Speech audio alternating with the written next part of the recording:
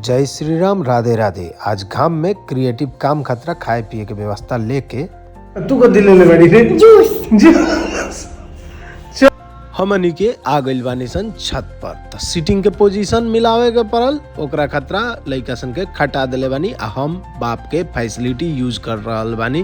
गंथन मंथन हो रहल बा कि माटो से कुछ क्रिएटिव आर्ट बना देवे के बा।